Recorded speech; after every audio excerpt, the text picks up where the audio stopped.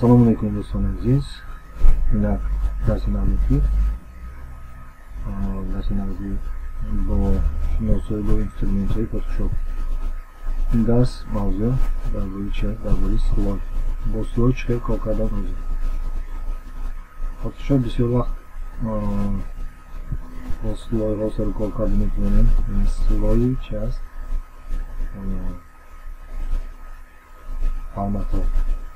فرض کنیم برای مفهوم سلای خاموش نیست، برایش میماید ورقه ها رو بتون میارم. سلای نیست به معنی این ورقه ها هست. فرض کنیم این ورقه ها سلای. وقتی که شما یک سلای رو ایجاد میکنید، این یکم ورقه است. دویم سلای رو بگیریم، دویم ورقه است. سوم سلای، سوم ورقه است. چهارم، پنجم، ششم با هم قزل. فرض کنیم برای شما سلای رو پیش میاد. حالا اونجا در اینجا که اینسترومنت سلای باید ما باید با اکنو دارید، اکنو با فونکسی سلای چیکار چی؟ در اینجا چی شد؟ فونکسی سلای پیدا شد. ببینید که من در اینجا پروژه خارج بودم. در اون پروژه چیزی مثل سلای ها نشان داده شده. همین پروژه هست. همین پروژه چون که در یوتیوب کانال ما همین پروژه را نشان دادم. فون سلای اساسی شده میشه. پایانندی اسنام ورقی پایانی که نیست در من ورقی پایانی میگم. پس که همین ورقی پایان در اینجا چی هست؟ این شون ورقه هم سلای پایانی چی حساب میشه؟ اسنام فون حساب میشه. پس کنیم اسنام فون این ها چی؟ این تکست ها چی بسید؟ دیگر سلای میشه. پس کنیم این فتوشاپ نیستی البته دیگر سلای هست. این شناسایی با اینسترومنت نیستی البته چی؟ سلای دیگر است. هر یک اینها با سلای جارگیر هستند. که سلای را گم کرده میشه، پیدا کرده میشه. چطور؟ گم سلای همینش شناسایی با سلای همینش فتوشاپ من بولنگی سلای شو همین سلای سلای ها رو جایش رو راست کردن میکنه. بالا شد اینش پایین شد. بخواهید در این ورد در دیگر مثال میدیم. فرض کنم ما چیکار کنیم؟ نه فرمتی ارزش‌ها رو پیدا میکنیم. چرا که در درستی گذاشته بودیم فرمتی چی هست؟ مجموعه فرمت رو انتخاب میکنیم. سانتیمتر رو انتخاب میکنیم. با این رو سانتیمتر میکنیم. وزشون رو چون کنیم 300 میکنیم. شد اوکی. فرمتی ارزش‌ها این چه پیدا دانش شد فون اساسی نشد نیو بات نکنه و میریم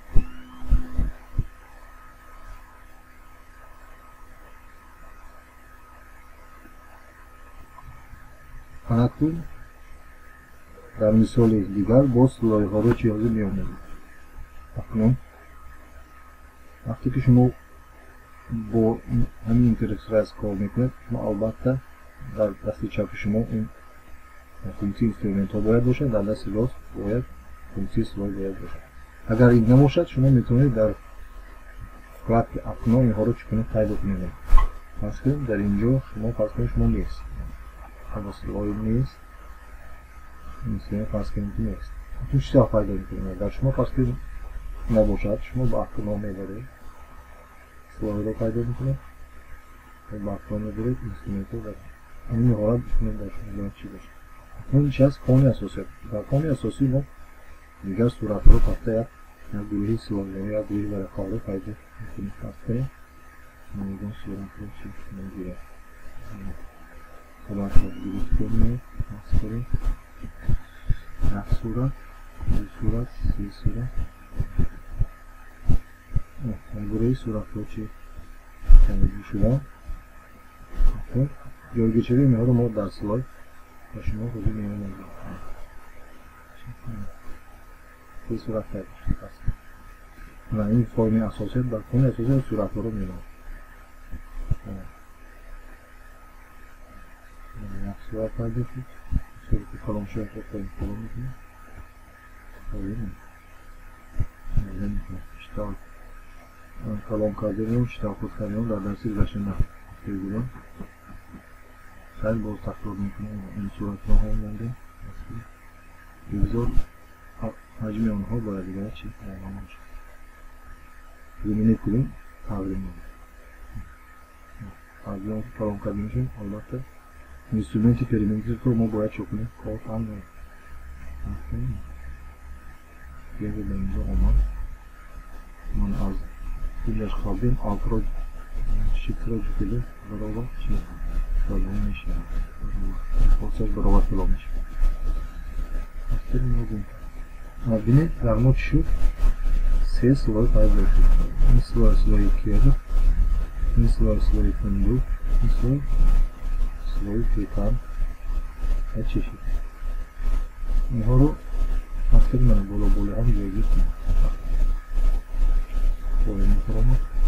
Birimden serbest. Neyse şimdi. Buraya aksıları kapına bu vazifeyi klavye kontrol kabin etmeli. Klavye change kontrol kabin etmeli. Önceden sıvı kapı. Vazifeyi kontrol etmeyecek. Bunu sıvı denetmeli. Kontrol. Aferin bolu hem şimdi gördük şuradan. Yine آخران صورتی که ما پرتاکیم در ورقه اولین بالاتر جایگیر میشه. ما یکم پاختگی صورت ما در پایان جایگیر میشود، دوم پاختگی صورت ما در مابین جایگیر میشود، آخران پاختگی صورت ما در بالا شد. اگر این خواهیم که ما جایش رو عوض کنیم، این سال باید عوض کرده میکنیم. صورتی سلای همه بالا شد. Aslında kekan ve boru metalojim yaptım. Kekan bolayı haş. Öyle. Bunun dolama göre kulakları koyun. Güneşe uyuşturma yapıyorum. Böyle gölgesi öyle bir şey oldu ama orada bol boran bir şey ki o vaktini indas başına olsun. Evet öyle yakın sorduk. Yardım çekebilirim. Ben kalem dönüşüyor. Mümkün kardeş. Yardım kere yapmış. Mümkün kardeş. Böyle sırayla kapıdan dolayısıyla kontrol. Klavye kontrol mi kapı? Olur. Böyle şu bu kontrol mi kapı? Dolayısıyla kontrol ve muş. Nasıl çapı muş ve dolayısıyla kontrol sırayla kapı. Böyle korsan aynı cevap kabineti var mı? Lakin dolayısıyla kontrol boş yapmasını tabii. Önemli cihaz in ders böyle sıra. Bakın dersleri çıkar fonlarını نیست کردن چقدر بوری بینید از مورد در دستایی باشید حاضر بالا باشه پس نافیسی خب دستایی کننده